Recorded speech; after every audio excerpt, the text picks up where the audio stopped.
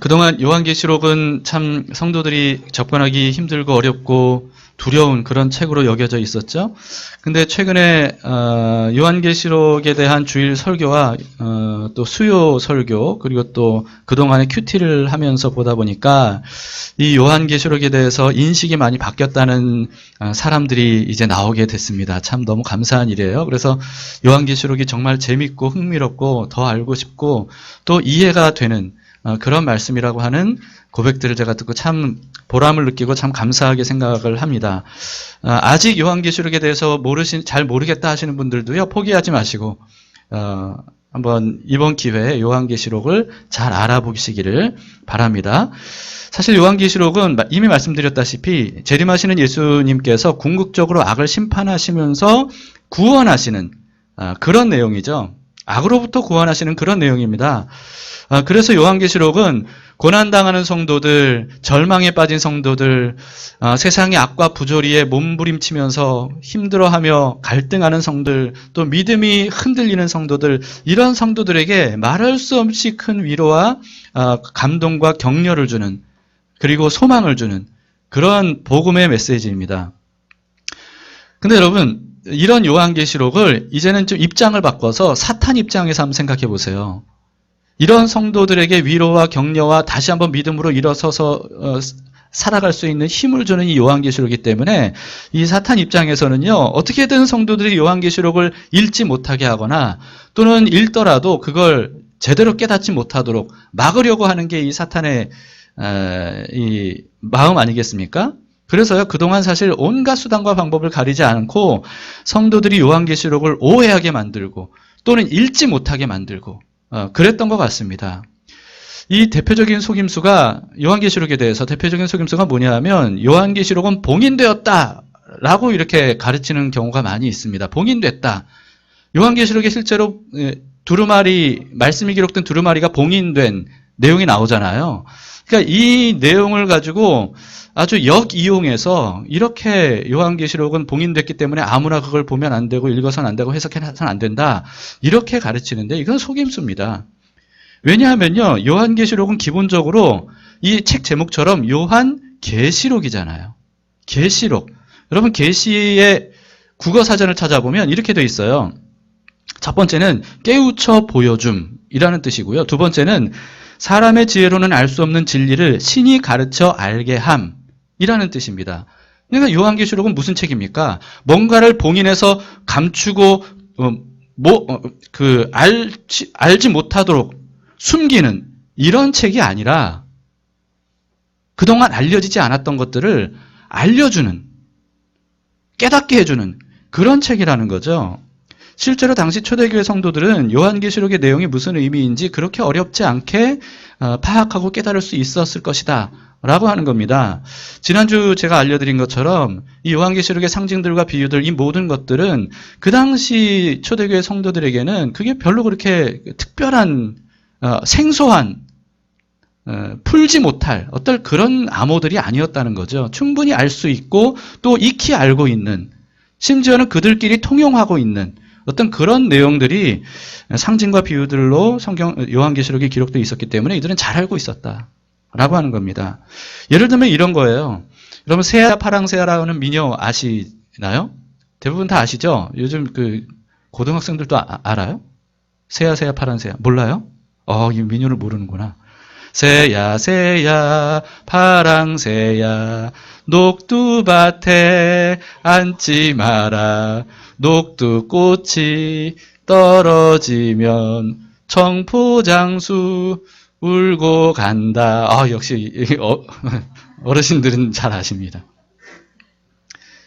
여러분, 이 노래가 무슨 노래일까요? 뭐에 대한 노래일까요? 대부분 이 내용을 잘 모르면요, 의미, 상징이 뭔지를 모르면 그냥 귀여운 파랑새에 대한 노래구나 이렇게 생각할 수 있어요. 근데 사실 이 노래가 사람들에게 불려지게 된 이유는요, 이 곡이 좋아서가 아닙니다. 방금 들어보셨듯이 곡은 따라라라라라 이게 다예요. 이 곡이 좋아서 이 노래가 사람들에게 많이 불려지고 대중화되고 지금 대부분의 사람들이 다 아는 그런 노래가 됐던 게 아니고요. 그 안에 담겨진 상징적인 의미 때문이었습니다. 파랑새는 뭘 의미하냐 면 당시 푸른 제복을 입고 다녔던 일본군을 의미하고요. 그리고 꽃은 녹두 장군이라고 불렸던 전봉준을 의미하고요. 그리고 녹두밭은 당시 동학 농민군을 의미하고 청포장소는 고통받는 백성들을 의미합니다.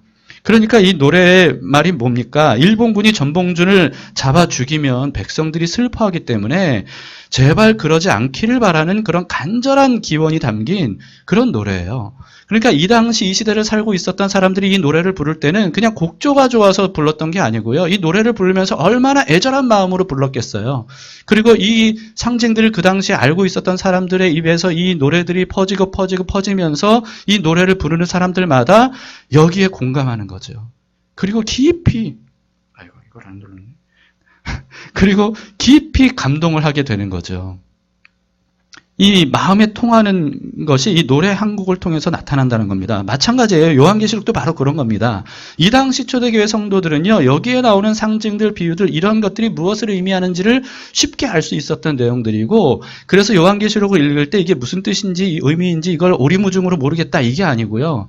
충분히 알 수 있는 것이고, 알 뿐만 아니라 이 요한계시록이 너무 마음속에 와닿고, 그리고 감동이 되고, 그리고 공감이 되고, 서로 이걸 알고 있는 사람들끼리 공감이 되고, 그래서 이걸 되뇌이는 그런 복음 중의 복음으로 그렇게 여겨졌을 거라는 거죠.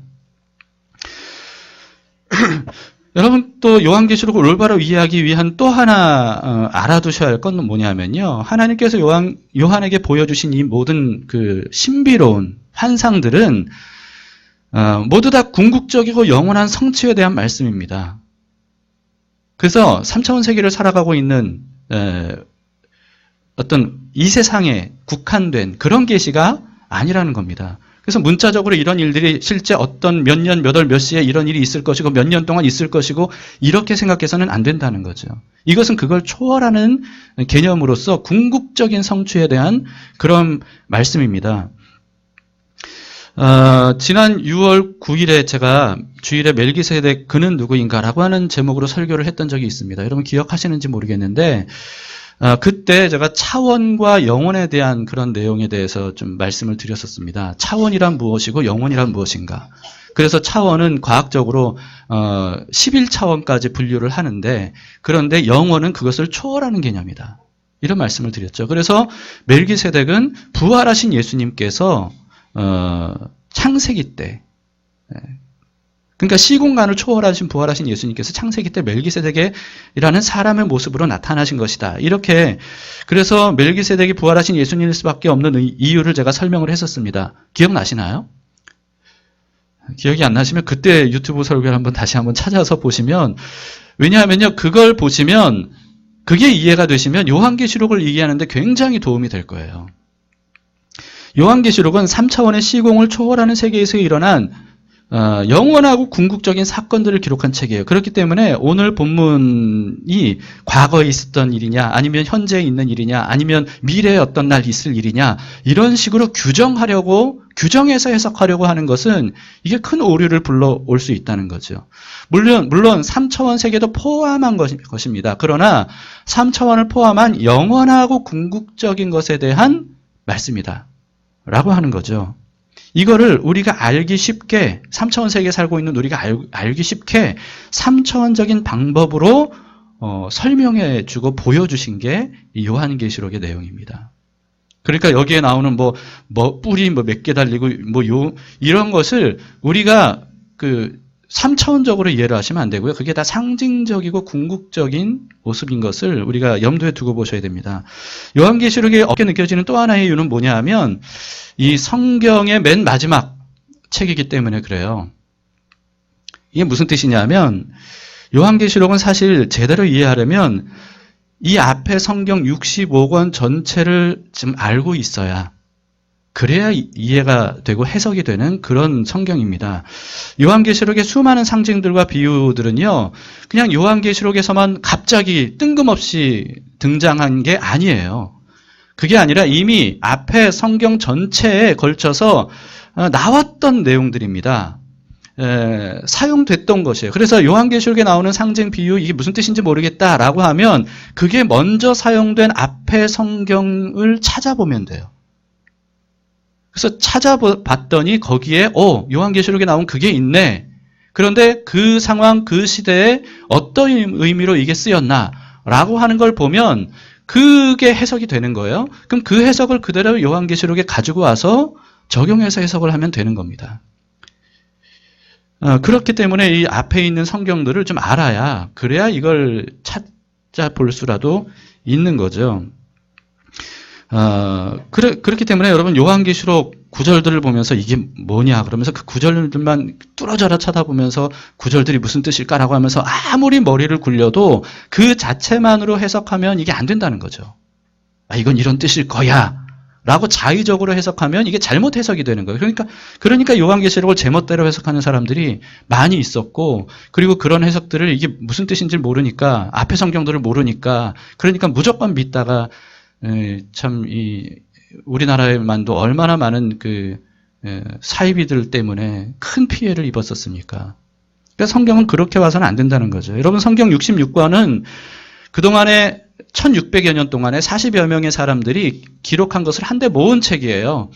그런데도 불구하고 이렇게 오랜 세월 동안 수많은 사람들에 의해 기록됐는데도 불구하고 성경 전체가 굉장히 유기적으로 연결이 되어 있습니다.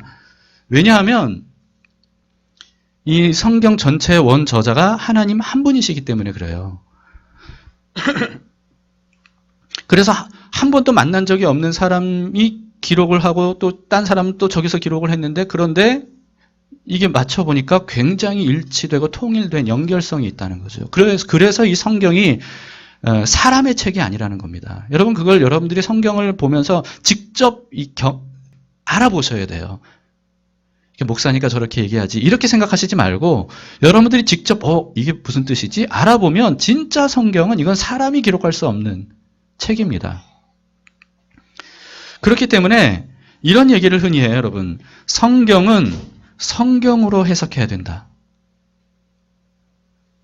성경은 성경으로 해석해야 된다. 그렇게 하지 않고 어떤 단어나 문장을 그 자체로만 해석하려고 하면 이게 잘못된 해석이 되는 겁니다.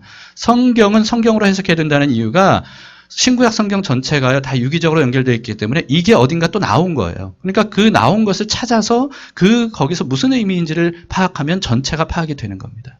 이런 식으로 봐야 되는데 그 정점에 있는 책이 바로 요한계시록이에요. 요한계시록은 앞에 성경 65권 전체를 기반으로 기록된 책입니다. 그렇기 때문에 앞에 성경들을 토대로 이걸 해석을 해야만 된다는 거죠. 오늘 본문도 마찬가지예요. 원래 12장 전체를 우리가 다 봐야 되는데 시간상 6절까지만 봤습니다. 근데 전체를 다 살펴볼게 될 겁니다. 자, 우선 12장에 등장하는 주요 인물이 있습니다. 주요 인물 셋을 한번 먼저 파악하겠습니다. 첫째는 누가 등장하냐면 아기를 낳는 여인이 등장해요. 1절을 보겠습니다. 하늘에 큰 이적이 보이니, 사도 요한이 지금 환상으로 보는 상황이에요. 해를 옷 입은 한 여자가 있는데 그 발 아래에는 달이 있고 그 머리에 12별의 관을 쓴 여자예요. 자, 근데 여러분, 여자 주변에 해, 달 12별이 등장하죠? 이거는 창세기에 나온 내용이에요. 요셉이 꾼 꿈에 나온 내용입니다. 요셉은 누구의 아들입니까? 야곱의 아들이죠. 야곱의 12아들 중에 한 명이 요셉 아닙니까? 근데 요셉이 꿈을 꿨어요. 해와 달과 12별이 나오는 꿈을 꿨는데 그 꿈을 자기 아버지 야곱에게 말했더니 야곱은 그 의미가 뭔지를 단번에 알았어요. 단번에 알았어요. 왜냐하면 그건 너무나도 당연한 의미였기 때문입니다. 해와 달은 요셉의 부모이고요. 12별은 야곱의 12아들들을 의미합니다. 근데 야곱은 후에 하나님이 계명해 주시죠. 뭐라고 계명해 주시죠? 이스라엘이라고 계명해 주셔요. 그래서 야곱이 이스라엘의 조상인 겁니다. 그리고 12아들들은 나중에 12지파가 더. 그래서 여러분, 해, 달, 12별, 이건 뭘 의미해요? 이스라엘을 의미하는 거예요. 이스라엘 민족, 구원받은 하나님의 백성, 그리고 궁극적으로는 교회를 의미합니다. 하나님의 교회.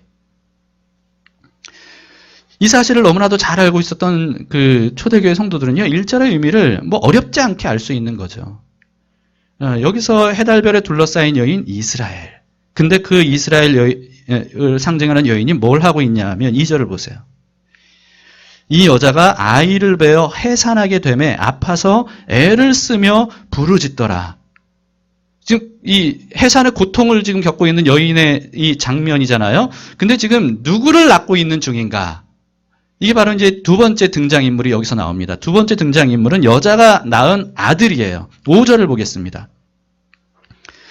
여자가 아들을 낳으니 이는 장차 철장으로 만국을 다스릴 남자라. 그 아이를 하나님 앞과 그 보좌 앞으로 올려가더라.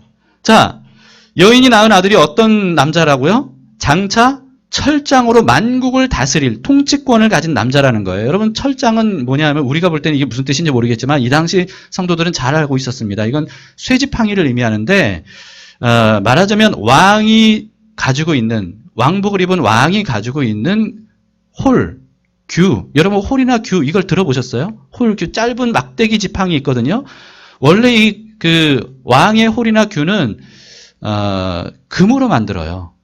그래서 이게 왕의 권한, 권세 이거를 의미하죠. 그래서 그거를 왕복을 입고 들고 있어요, 왕이. 중세나 중세 이전의 그 그림이나 사진, 영화 이런 것들을 보면 여러분들이 보신 적이 있을 겁니다.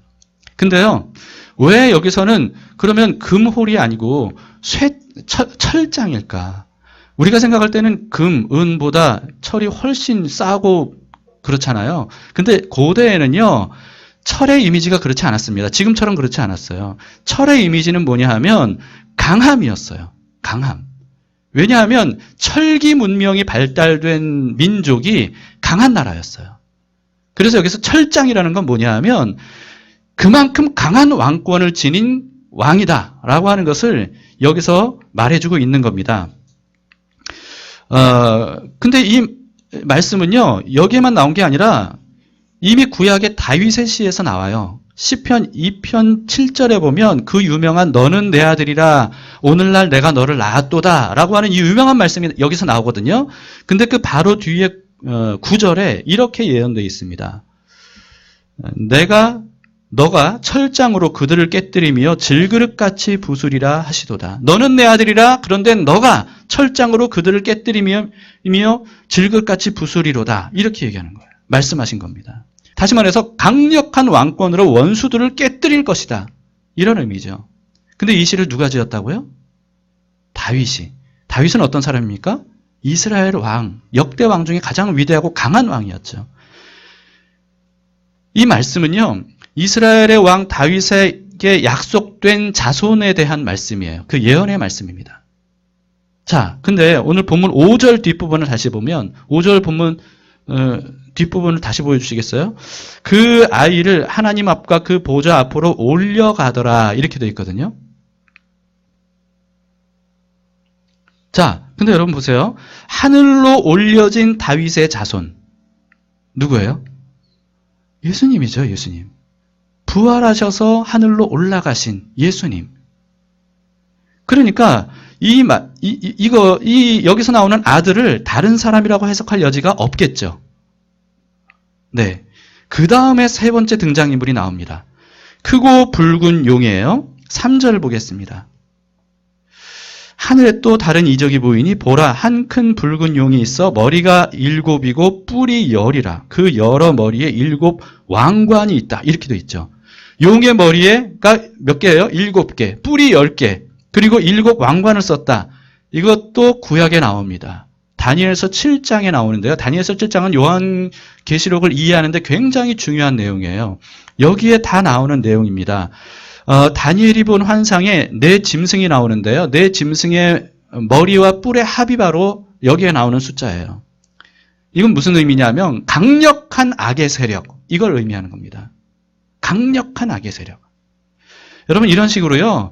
요한계시록에 나오는 비유, 상징이 모든 것들이 구약에 다 나와요. 근데 이거를 구절구절마다 이렇게 다 설명하면 이게 참 어렵습니다. 이거 다 읽을 수가 없어요. 그래서 여러분들이 좀 이런 요한계시록 같은 경우에는 제가 말씀드리는 것들을 좀 메모해 두셨다가 직접 여러분들이 찾아서 확인해 보시면 요한계시록을 이해하는 데 굉장히 도움이 되리라 생각이 되고요. 지금까지 요한계시록에 대해서 설교한 것들도 유튜브에서 여러분들이 한번 다시 보시면 요한계시록을 이해하는 데 그렇게 어렵지 않으실 겁니다. 자, 근데요, 오늘 본문에서 이 붉은 용의 정체가 뭔지를 확실히 해석해주고 있습니다. 9절을 보세요. 큰 용이 내쫓기니 옛뱀 곧 마귀라고도 하고 사탄이라고도 하며 온 천하를 꿰는 자라. 그가 땅으로 내쫓기니 그의 사자들도 그와 함께 내쫓기니라. 이렇게 되어 있죠. 큰 용은 정체가 뭐예요? 온 천하를 꿰는 마귀 사탄을 의미한다 라고 하는 겁니다. 땅으로 내쫓긴 사탄에 대해서도 이사야서에 나와요. 이사야서 14장 12절에서 15절에 나온 내용입니다. 자, 근데 큰 용인 사탄을 여기서 또 뭐라고 표현하고 있냐면 옛뱀이라고 표현되어 있죠. 옛뱀. 그냥 뱀이 아니라 옛뱀이에요.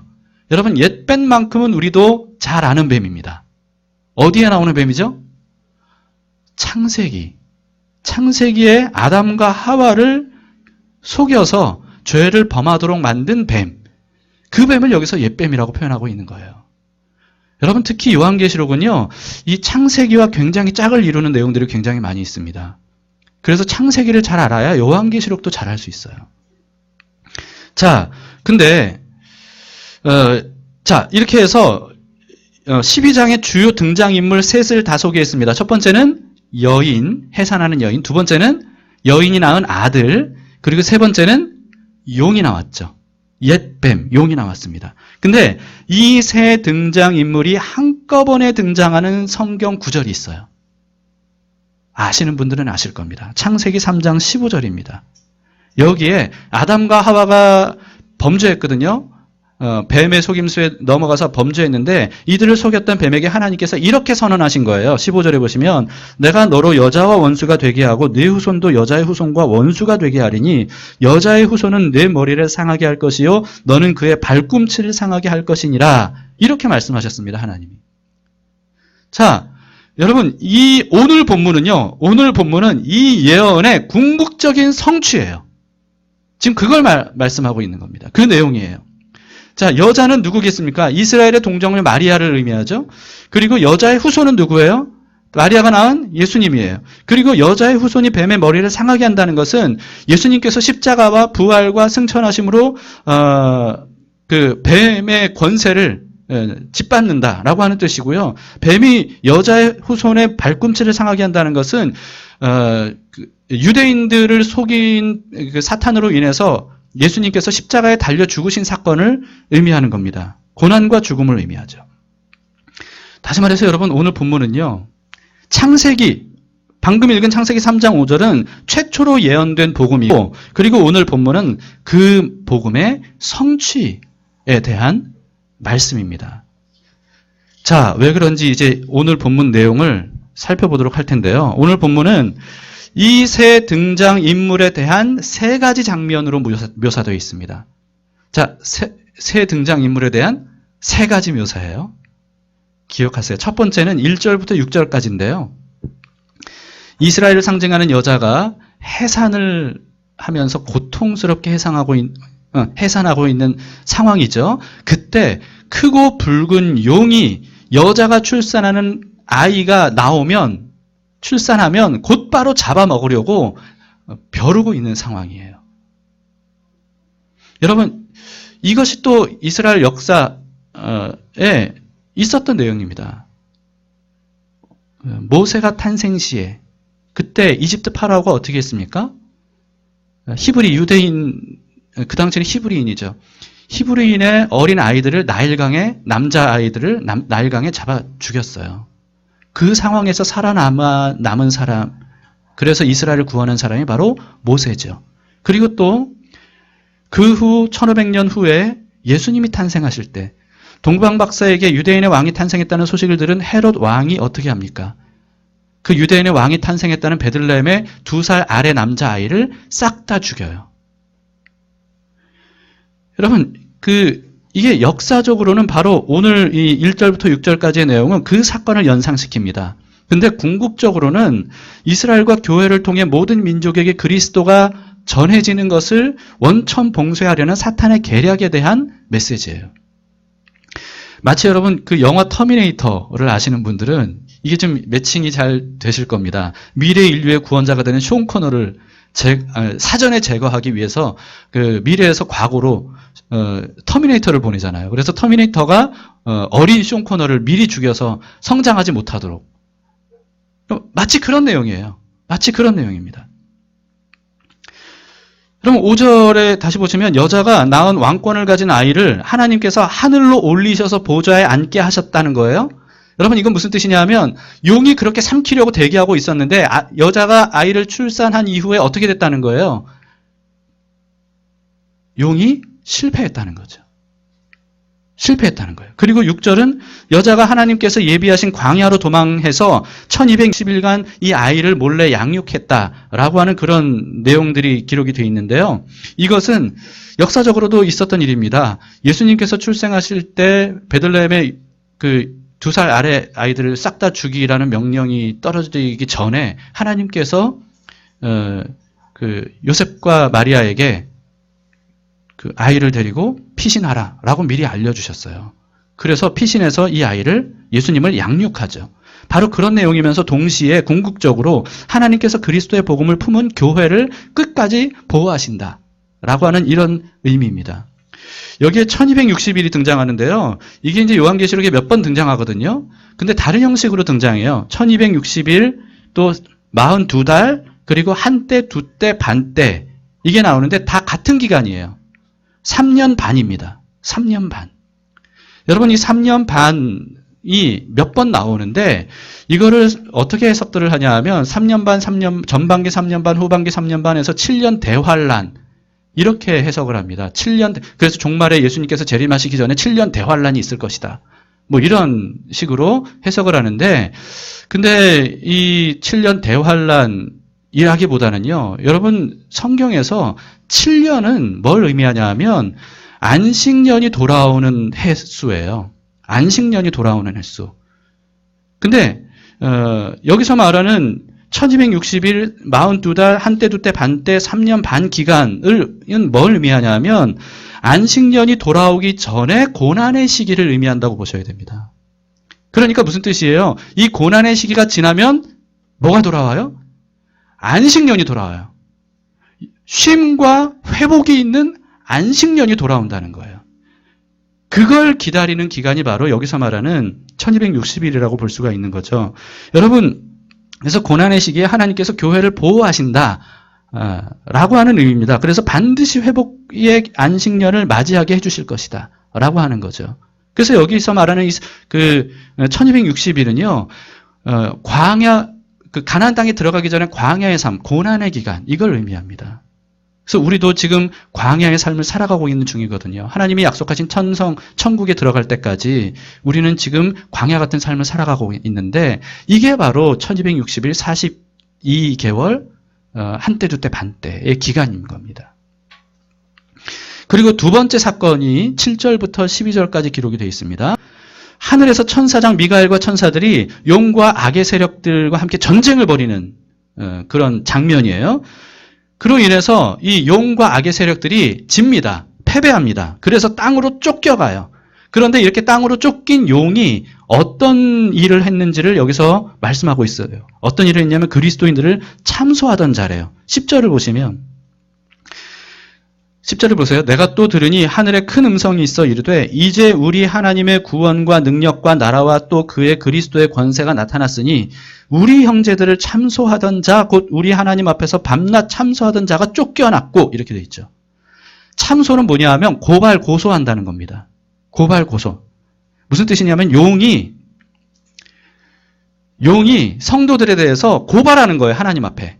이들이 범한 죄를 하나님이 알고 계시지 않습니까? 그렇기 때문에 법에 따라 이들을 심판하셔야 됩니다. 이들을 벌하셔야 됩니다. 죄의 대가로 멸하셔야 됩니다. 라고 용이 하나님 앞에 참소한다는 거죠. 주장한다는 거예요. 그런데 고발하던 용이 오히려 쫓겨났다는 거예요.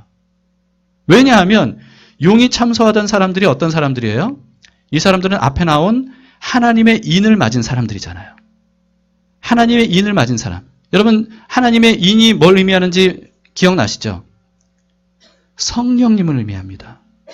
성령님. 다시 말해서 이게 무슨 뜻이냐면, 용이 하나님 앞에서 성도들을 고발하며 이들이 범한 죄, 얼마나 추악한 죄들을 범했는지 하나님이 알고 계시지 않습니까? 라고 이렇게 하나님 앞에 마치 검사처럼 그렇게 고발을 할 때 그때 증인이 나타나는데 그 법정 증인이 누구냐 하면 성령님인 거예요.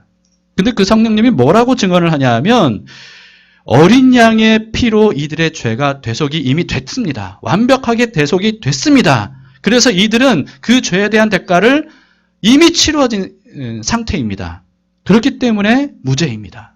라고 증언하는 거예요. 성령님이.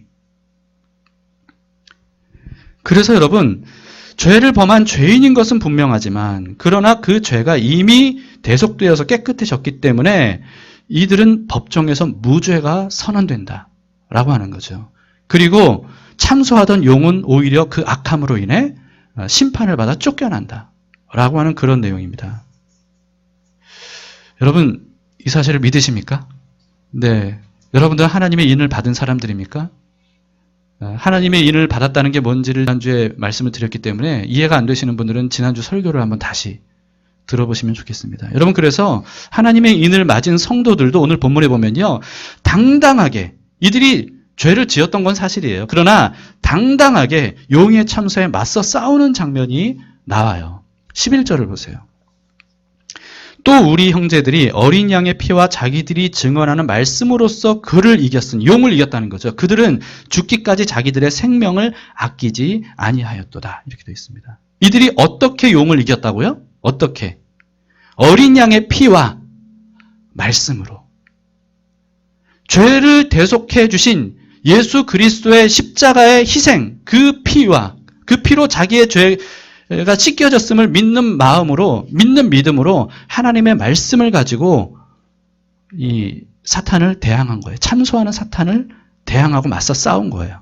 그래서 이겼다는 거죠. 여러분, 이 말씀은 당시 그리스도인들에게만 국한된 말씀이 아닙니다. 우리도 예수님의 보혈로 우리의 죄가 이미 씻어졌고 지금도 얼마든지 회개하면 예수 그리스도의 피로 씻을 수 있어요. 그리고 다시 새로운 삶을 살아갈 수 있습니다. 이 복음의 말씀으로 싸우면 사탄을 이길 수 있다는 거죠. 그렇기 때문에 여러분, 수시로 사탄은 우리를 지금도 참소합니다. 네가 그런 짓을 하고도 하나님 앞에 설 줄 알아? 하나님이 널 사랑하실 줄 알아? 네가 구원받은 백성이라고? 그럴 리가 없어. 네가 한 짓을 네가 잘 알잖아. 라고 하면서 하나님께 참소를 더 이상 못하니까 우리 자신의 양심에게 사탄은 끊임없이 지금도 참소해요. 그런데 그때 하나님의 인을 맞은 우리들은 무엇을 주장해야 됩니까? 알아. 나도 어떤 죄를 지었는지 알아. 내가 죽어 마땅한 죄인이었다는 사실을 나도 알아. 그러나 그 모든 죄를 예수께서 십자가에서 이미 다 대속해 주셨어. 나는 이미 깨끗하게 된 죄인이야. 그렇기 때문에 너의 참소는 유효하지 않아. 하나님은 이미 나에게 무죄라고 선언해 주셨어. 라고 하면서 이 하나님의 말씀을 근거로 담대히 맞서 싸우는 거예요. 이게 바로 어린 양의 피와 말씀으로, 복음의 말씀으로 사탄을 이기는 것이죠. 여러분, 이렇게 싸우시기 바랍니다. 그리고 이기시기 바라요. 사탄의 속임수에 결코 넘어가지 마세요. 하나님께 참소하지 못하는 사탄이 이제는 우리 양심에 참소하는 것을 우리는 깨어서 느낄 수 있어야 됩니다. 분별할 수 있어야 돼요. 그리고 그것을 물리쳐야 돼요. 생명을 아끼지 않고 죽기까지 맞서 싸우면 영원한 생명을 잃지 않고 얻게 될 것입니다. 12절을 보세요. 12절에 보시면 그러므로 하늘과 그 가운데 거하는 자들은 어떻게 하라고요? 즐거워하라. 여러분, 즐거워하세요. 하나님의 인을 맞은 여러분들이요, 즐거워하세요. 우리같이 구원을 받은 사람들이 누구입니까? 우리는 행복한 사람들입니다. 즐거워하세요. 그리고 세 번째 장면은 13절부터 17절까지입니다. 내쫓긴 용이 이 여자를 박해요. 아들을 낳은 여자를 박해합니다. 이스라엘이 이방인에게 박해를 당한 역사들이, 그리고 초대교회가 로마에 의해 박해당한 역사들, 그리고 궁극적으로는 그리스도인들이 세상에서 고난당하는 것, 이것을 의미하는 내용입니다. 용이, 공중권세를 잡은 용이 하나님의 사람들을 괴롭게 하는 거죠. 그래서 디모데후서 3장 12절에 보면요. 경건하게 살고자 하는 자는 박해를 받는다라고 말씀하고 있어요. 그러니까 여러분 경건하게 살 때 이 악한 세상에서는 이게 좀 살기 어려울 수 있다, 힘들 수 있다라는 것을 인정하셔야 됩니다. 그리고 왜 나에게 이런 일이, 예수 믿는데 왜 이런 일이 있어야 되냐라고 억울해서는 안 돼요. 왜냐하면 이 세상이 악하기 때문에 그래요. 자, 그래서 세상에서 고난당하는 상황인데요. 14절을 보시면 그런데 그 상황에 하나님께서 여자를 어떻게 하시냐 하면 그 여자가 큰 독수리의 두 날개를 받아요. 그래서 광야 자기 곳으로 날아가서 거기서 그 뱀의 낯을 피하여 한 떼와 두 떼와 반 떼를 양육받는다 그럽니다. 한 떼, 두 떼, 반 떼 설명드렸죠? 네. 여기서 큰 독수리 날개도 출애굽기와 신명기에 나옵니다. 하나님께서 이스라엘을 어떻게 광야에서 구원해 내셨냐라고 말씀을 출애굽기에서 말씀하고 있는데요. 독수리가 날개로 자기 새끼를 업어나르듯이 그렇게 이스라엘을 고난 중에 보호하셨다. 이렇게 말씀하십니다. 그리고 이 내용은 궁극적으로는 하나님께서 강한 손과 편팔로 교회를 보호하시며 양육하시는 것, 성도들을 보호하시고 양육하시는 것을 의미합니다. 그러니까 이 뱀이 어떻게 하냐면 마지막으로 여자를 향해서 입을 열어서 물을 토해내는데요. 이 물이 강같이 흘러서 여자를 떠내려가게 하려고 합니다. 이게 환상이에요. 그러니까 떠내려가게 하려고 합니다. 그랬더니 땅이 이번에는 입을 열어서 그 강물을 다 받아 마셔버려요. 그러니까 여자가 무사하게 된 거죠. 자, 그래서 뱀은 실패했습니다. 자, 여러분 여기까지가 오늘 본문에 사도 요한이 본 환상의 세 가지 장면 내용이에요. 어느 정도 좀 그려지시죠? 자, 지금까지 살펴본 세 가지 장면에 공통점이 있습니다. 공통점이 있어요. 그건 뭐죠? 용이 그리스도와 교회를 해하려고 아무리 발악하고 애를 써도 결국은 어떻게 된다는 거예요? 다 실패한다는 거예요. 이게 바로 오늘 본문에서 말씀해주고 있는 겁니다. 실패할 뿐만 아니라 그 용이 어떻게 된다는 거예요? 쫓겨난다는 거예요. 그리스도와 교회가 이깁니다. 이것이 영적 전쟁의 운명적인 결말이라는 것을 오늘 본문에서 말씀하고 있어요. 지금 비록 그리스도인들 여러분들이 이 악의 세력에 의해 고난을 당하고 광야의 길을 지금 걷고 있지만 그러나 기억하십시오. 사탄은 결코 이기지 못합니다. 기억하십시오. 하나님이 그리스도와 교회를 반드시 이기게 하십니다.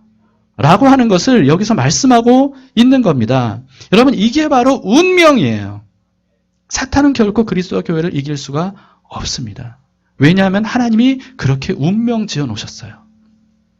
사탄은 여자에게서 난 그리스도로 인해 그 머리가 짓밟힐 것이라고 하는 운명을 하나님이 이미 창세기 3장 15절에서 말씀하셨잖아요. 그렇기 때문에 여러분 오늘 본문에서처럼 사탄이 아무리 날뛴다 할지라도 사탄은 하나님의 손아귀 안에서 벗어날 수가 없습니다. 예를 들면 이런 거예요. 하나님이 사탄을 목줄을 매놓으셨어요. 날뛰고 사나운 개, 목줄 하잖아요. 목줄에서 전봇대에 묶어놓죠. 그러면 막 아무리 짖고 날뛰어도 그 목줄 반경을 벗어나지 못해요. 사탄이 지금 그런 상황입니다. 하나님이 그렇게 만들어 놓으셨어요. 그래서 여러분 우리가 아무리 사탄이 무섭게 발악을 해도 사탄에게 접근만 하지 않으면 그 목줄 묶은 개에게 접근만 하지 않으면 되는 것처럼 사탄에게 접근만 하지 않으면 얼마든지 우리가 이길 수 있다는 거죠. 사탄은 결코 우리를 이길 수가 없습니다. 여러분 이 사실을 믿으시기 바랍니다. 그렇기 때문에 사탄을 두려워하지 말고 어린 양의 피와 하나님의 복음의 말씀으로 맞서 싸우세요. 그러면 반드시 이깁니다. 언제까지? 하나님께서 우리와 함께 하셔서 영원한 안식년이 오도록 하실 때까지.